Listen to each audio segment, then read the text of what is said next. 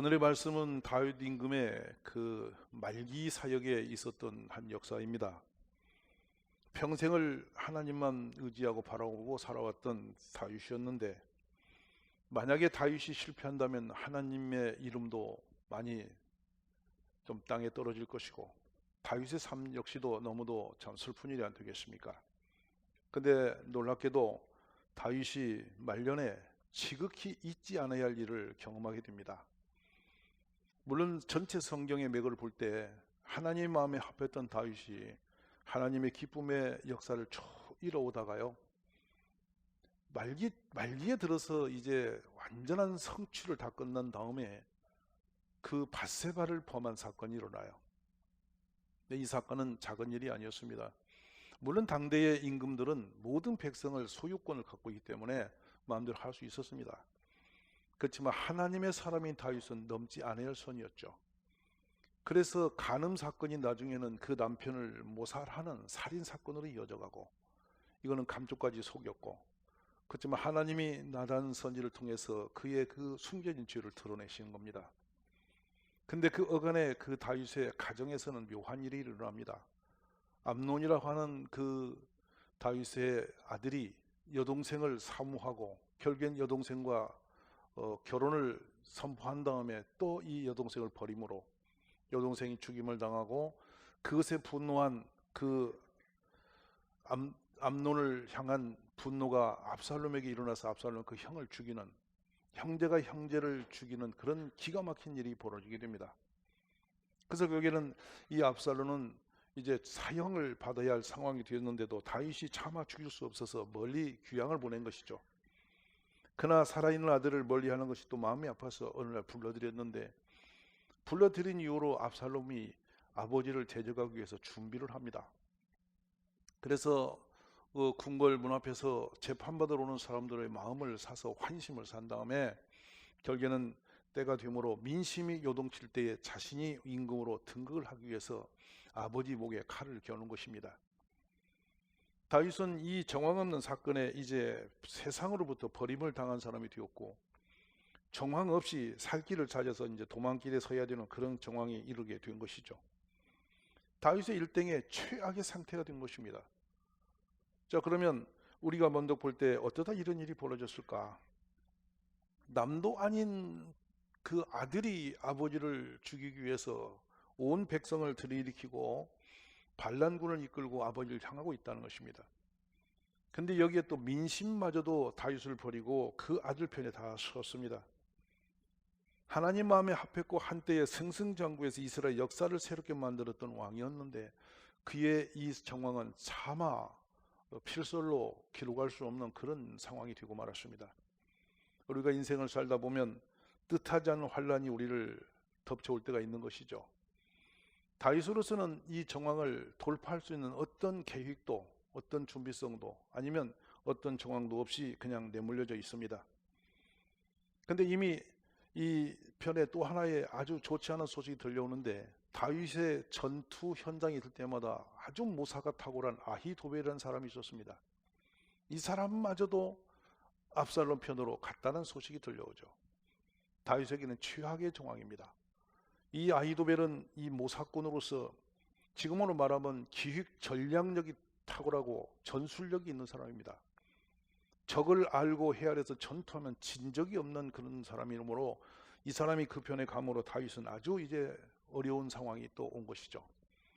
겹쳐서 환란이 다윗을 향하고 있는 것이죠. 그때에 한 전령이 13절에 보면 다윗을 찾아와요. 위급한 상황을 알려주는 것입니다. 다윗에게 뭐라고 말하냐면 이스라엘의 인심이 다 압살롬에게 돌아갔나이다 라고 보고를 하는 것이죠. 이 말을 듣고 다윗이 선택할 수 있는 것은 무엇이었을까요? 이제 아들이 반란을 일으켰는데 온 백성의 마음이 다 그 아들을 향해서 갔고, 이제 군대도 그 손에 다 들어갔고, 이 다윗 왕에는 어떤 힘쓸 수 있는 방편이 전혀 보이지 않는 상태가 되었죠. 그래서 14절에 보면 다윗이 예루살렘에 함께 있는 그의 모든 신하들에게 이르되 일어나서 도망하자. 그가 할 수 있는 것은 도망가는 길밖에 없는 것입니다. 근데 이 도망하면 어찌 그렇지 아니하면 우리 중 한 사람도 압살롬에게서 피하지 못하리라. 그러니까 빨리 가자. 두렵다. 그가 우리를 급히 따라와 우리를 해치고 해하고 칼날로 성읍을 칠까 하노라. 얼마나 마음이 급하게 했겠습니까? 그러자 15절에 보면은 왕의 신하들이 왕께 이르되 우리 주 왕께서 하고자 하시는 대로 우리가 행하리이다. 보소서 당신의 종들이니이다 하더라. 소수의 사람들이 우리는 당신을 따라갈 것이고 우리는 당신의 종입니다. 이 선언하면서 다윗을 따라가는 장면이 나오고 있습니다. 그러자 다윗이 이제 이 도망길에 서다가 문득 가족을 데리고 후궁 10명을 거기다 남겨놓고 17절로 가면 왕이 나가매 모든 백성이 따라서 벤메르하게 이르러 멈추어 서니라고 했는데 이것은 궁궐 모퉁입니다. 그가 하나님을 사랑하고 그 전쟁 속에서 정말 믿음으로 세워서 이제 궁궐을 지었더랬는데 그걸 놓고 이제 정황 없이 도망을 가면서 다시 올 수 없는 길 아니겠습니까? 본인 생각으로. 거기에서 그 궁궐 모퉁이에 서서 뒤를 돌아보는 거예요. 그 마음이 얼마나 기가 막히고 착잡했겠습니까? 때로는 우리 삶이 끝자락까지 무너져서 덜커덕 뒤를 돌아봐도 앞을 봐도 길이 없는 새가 있는 것이죠. 자, 그때에 다윗이 멈춰서 돌아보니 17절 한번 같이 보시겠습니다.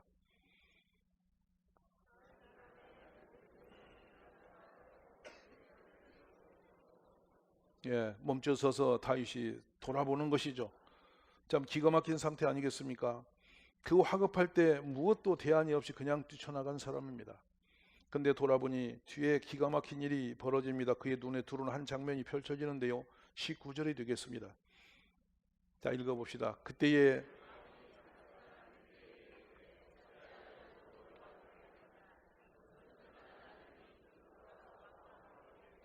예, 뜻밖의 한 무리가 그 눈에 들어오는 겁니다. 오늘의 말씀은 이 부분에서 우리가 은혜 받기 원하는 부분입니다. 가드 사람 하면 옛날에 여러분이 잘 알고 있는 골리앗 동네입니다. 이 사람 이때는 골리앗의 고향 블레셋 사람이었던 것이죠. 어떤 사연인지 모르지만 이 사람이 이제 그 땅에서 도망을 해서 다윗의 품에 온 것입니다. 왔는데 다윗이 이제는 길이 없고 나라가 다 기울어서 도망간다 하는데 그 누구도 다윗을 따라갈 자가 없는 것이죠. 왜냐하면 이미 기울었고 다윗 편에 서는 것은 죽음이 오는 것입니다. 멸망을 당하는 거예요. 그런데 뜻밖의 이 가드 사람 이때가 그 사람 600군대를 거느리고 다윗을 따라오고 있는 거예요. 다윗이 기가 막힌 거죠. 그래서 다윗이 그에게 말한 겁니다. 어째서 너가 우리와 함께 가려고 하느냐? 무슨 사연이 있어서 나를 따라오느냐? 왜냐하면 다윗이 정황을 아는 거예요. 나를 따라오면 내가 죽을 때 너도 죽는 거고 내가 패함으로 너도 패하는 거고 네가 살고자 이 땅으로 왔는데 왜 나를 추종하느냐 이거요. 네가 살려면 새 임금한테 가야 되는 거 아니겠냐. 이미 압살롬은 왕으로 선언을 했고 사람은 그리 몰려갔으니 그는 이미 임금이 된 겁니다. 그러지 네가 어찌 나를 따르려고 하느냐. 너는 예루살렘으로 급히 돌아가서 새 왕과 함께 그곳에 머물러라. 너는 망명을 해온 외국인이 아니냐, 이방인이 아니냐. 어찌 우리는 어디로 가야 할 바도 모르는데 청치 없이 길을 떠나는데 너가 어떻게 나를 따르려고 하느냐. 다윗이 자신과 함께 가는 것을 얼마나 위험하고 불행이 있는지를 아는 겁니다. 그래서 그를 돌이키려고 그를 단돌이 하고 있는 것이죠.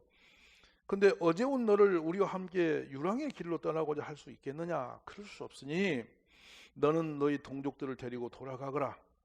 그런데 너희 가는 그 길에 네가 여기 선행을 나를 따라온 것이 참 고맙다. 그래서 내가 기도하는데 여호와께서 너에게 은혜 베푸기를 원하노라. 이게 다윗이 그에게 해줄 수 있는 마지막 이야기였습니다. 여러분 여기서 밤치 멈춰서 우리가 생각하면 다양한 것을 생각할 수 있죠.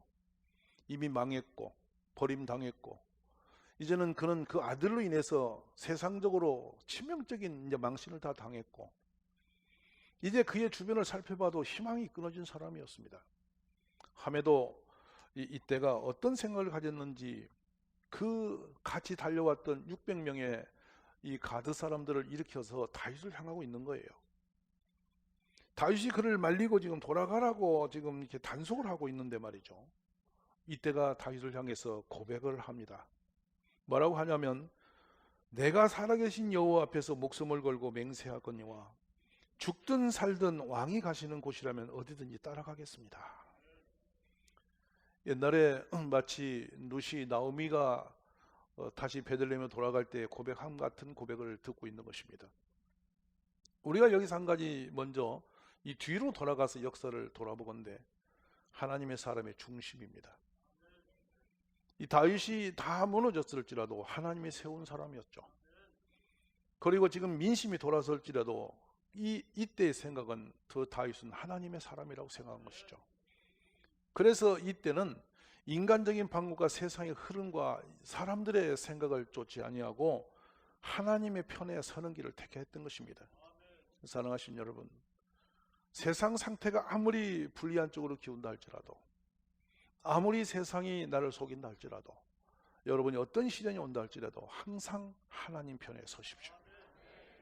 길이 안 보일지라도 주님이 강한 분이고, 소망이 없을지라도 주님 앞에는 길이 있습니다.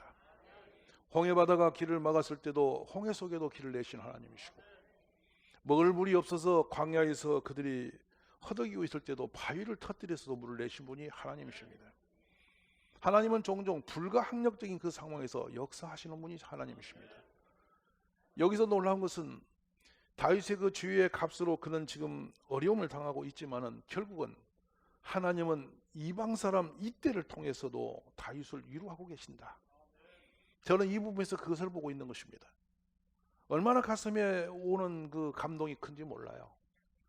세상 사람이 다 버리고 심지어 자기 아들마저도 그를 향해서 칼을 뽑았는데, 그가 그렇게 사랑해서 길렀던 모든 군대도 다 떠나버렸는데, 또 아히도벨은 자기의 머리처럼 사용했던 사람입니다. 손이 되었고 발이 되었던 사람마저도 등을 돌리고 도망쳤는데, 적이 되어서 자신을 겨누고 있는데, 어떻게 가드 사람 하면 이전에 골리앗을 쳐서 이겼던 다윗으로서는 원수진 나라입니다. 그 사람이 지금 다윗에게 죽어도 살아도 같이 그 길을 가겠다고 나섰다는 것이죠. 이 결단이 후에 가보면 어떤 일이 생기냐면, 아비새와 요압과 이때가 세 파의 군대가 되어서 적은 피난민들을 데리고 일어납니다. 근데 신비롭게도 이 후세의 그 모략을 하나님이 통하게 하고 아히도벨의 모략을 하나님이 어렵게 만들어서 드디어 이 압살롬의 전투력을 멈춰서 흔들어 놓습니다. 그때의 이 광야에서 치고 남았던 이때의 군대와 또 요압의 군대와 아비새의 군대가 거침없이 압살롬의 군대를 쳐뭉개고 이 다윗이 다시 왕이 되는 이 회복의 축복을 경험하게 되는 것이죠. 근데 오늘은 어쨌든 그 훗날이 있었던 것이고, 이제 다윗이 일행을 지나갈 때에 온 예루살렘 주민이 소리 높여 울고 왕도 기드론 시내를 건너가자 그의 일행은 모두 광야로 향했다. 지금 여러분이 보시는 저것이 유다 광야입니다. 지긋지긋한 곳이었죠. 십수년 동안 사울이 3천의 특공대를 이끌고 다윗을 죽이려고 몰고 다닐 때 다윗은 저 광야에서 헐벗고 굶주리고 추위에 떨고 굶주림에 떨면서 토굴 속으로 숨어 산 넘어 저 광야를 건너 도망 다녔던 세월이 있었습니다. 얼마나 기가 막혔던지 다윗은 희망이 끊어져서 이제 그는 더 이상의 어떤 희망도 소망도 끊어져서 그 땅을 도망쳐서 블레셋 땅에 가서 수염의 침을 흘리면서 문짝을 긁으면서 미친 행세도 했고, 굴에 숨어서 사울 왕이 와서 자기를 죽이려 한 사울 왕을 또 그가 살려보내기도 했고, 그 아둘람 굴에는 세상에서 환난당한 모든 천박한 사람이 다 달려와서 그를만 바라볼 때에 그는 먹을 것이 없어서 구걸하는 삶을 살기도 했고, 그래서 저 유대 땅은 그 인생의 사망의 음침한 골짜기였습니다. 이제는 피해서 갈 곳이 없어 저기를 향하는데, 놀랍게도 이때가 그 가드 사람 이때가 그에게 같이 가마라고 따르할 때 다윗이 얼마나 위로가 되었겠습니까? 여기서 우리가 볼 수 있는 것은 세상 사람이 다 버려도 주님은 우리 편에 계신다. 믿음으로 주님을 편에서 우리가 달려간다면 주님은 그를 지켜주시는 분이다. 다윗의 죄악이 있어서 하나님의 채찍을 가할지라도 그가 다시 일어설 때 주님은 힘을 주시고 길을 열어주시고 세상 사람이 다 길을 막았어도 주님은 그곳에 다시 살 길을 열어주신 분이 하나님이시다. 오늘 이렇게 다윗을 그곳에 지켜주시고 인도하신 하나님이 우리가 믿는 하나님입니다. 여러분의 삶에도 하나님이 잔잔히 조용히 계신 것 같아도 반드시 길을 열어주시고 회복의 축복 주심을 믿으시기를 바랍니다. 이제 다윗의 유다 광야길은 남다름의 사연이 많은 곳이기 때문에 얼마나 마음이 버겁고 힘들었겠습니까? 그런데 놀랍게도 주님은 그곳에도 함께 계셨습니다. 그 다윗은 그 표현을 이렇게 하지 않습니까? 너는 어제 왔고 나는 정처 없이 간다. 우리가 살아가는 인생길은 정처 없이 가는 길입니다. 때로는 꿈을 꾸고 계획을 세우고 또 소망을 품고 가지만 오늘 하루 내일 모레 앞으로 가는 새해는 어떤 일을지 아무도 예측할 수 없습니다. 그래서 인생은 나그네 길이라고도 하고 정처 없는 길이라고도 말하는 줄 믿습니다. 겉없이 떠돌다가 힘을 다했지만 무엇을 얻을지도 모르고 달려가는 것이 인생입니다. 다윗은 사무엘상 20장 3절에서 이런 고백을 남기죠. 나와 사망은 죽음은 내 한 걸음 발짝 앞에 있다. 얼마나 힘들고 어려웠으면 죽음이 내 한 발짝 앞에 서 있다고 말했겠습니까? 어떤 날 한 번의 사건이 아니라 십수년간 날마다 그 죽음이 밤이나 낮이나 다윗 앞에 와 있었습니다. 그런데 주님은 그 사망의 음침한 골짜기에서도 그를 지팡이와 막대기로 건져내셨습니다. 그 주님이 오늘 우리를 지켜주심을 믿으시라는 말씀입니다. 그가 미치광이 흉내를 내며 목숨을 구걸한 그곳에도 하나님께서는 그를 편에 서서 그의 지금 말하면 상상할 수 없는 그 절망 가운데 있었지만 다윗을 살려주셨습니다. 길이 없는 곳에 길을 내셨고 소망이 없는 곳에 소망을 주신 분이 하나님 아버지셨습니다. 우리의 중심 하나가 중요합니다. 어떤 상황이 들지라도 주님을 등지지 않는 것, 어떤 시련이 와도 주님 반대편에 서지 않는 것, 어떤 내 마음의 결정이 올지라도 내 입으로 하나님을 향해서 죄를 지지 않는 것, 우리가 늘 주님을 믿고 주님만 바라보면 반드시 회복시켜 주심을 믿으시기 바랍니다. 어떠한 죄도 이기신 분이 주님이시고 어떤 환난도 그 주님이 해결하신 분이 하나님이시며 못 고칠 병이 없는 분이 주님이십니다. 우리 주님은 죽은 자도 살려내셨고 안진뱅이도 일으키셨고 나병도 고치셨고 소경의 눈도 열으셨고 귀머거리들 듣게 하셨고 세상에 버림받은 자를 들어서 높이 존귀하게 사용하신 분이 예수님이십니다. 오늘 우리 가족들이 이 주님을 믿고 새 힘을 얻기를 주의 이름으로 축원합니다. 그렇습니다.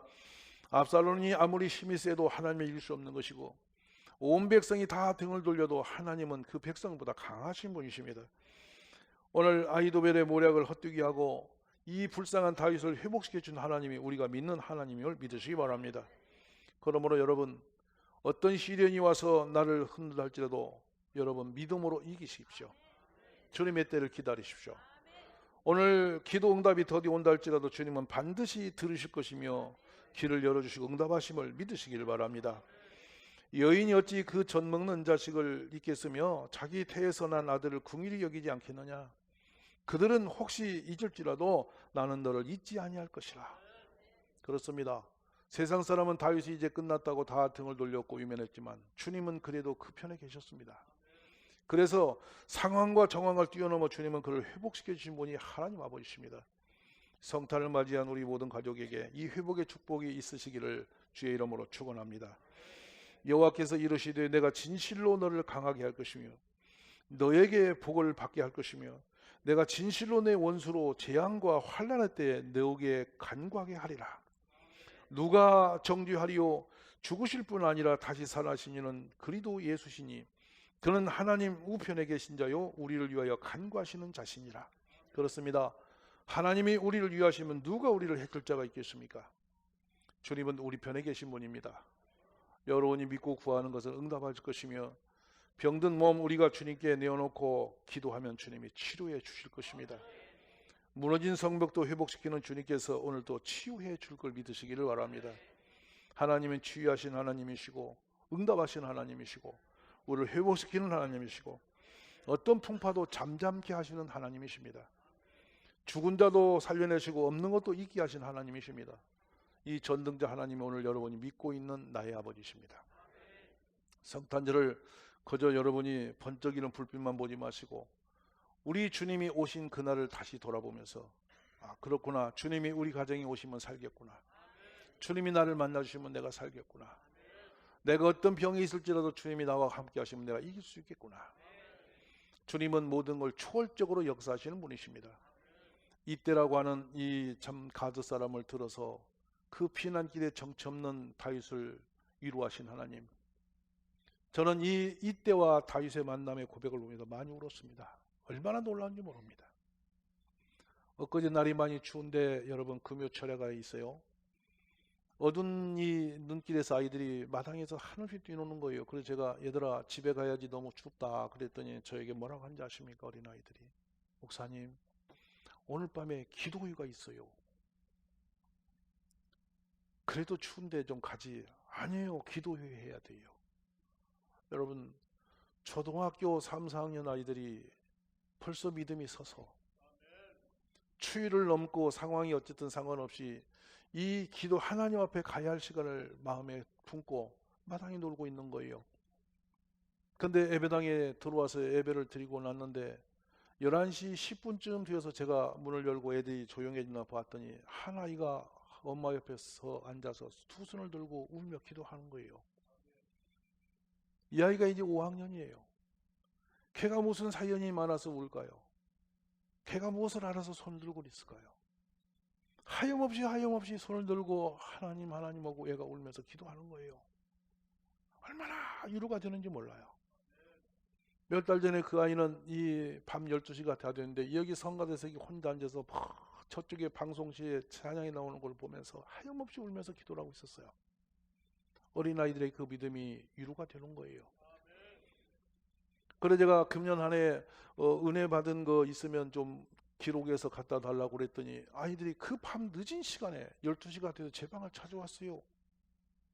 그래서 뭐냐 그랬더니 오늘 가기 전에 이 메시지 드리고 간다고 하면서 저에게 은혜 받은 23년도 받은 은혜 이래가지고 쪽지를 주고 오는데 두 녀석이 찾아온 거예요.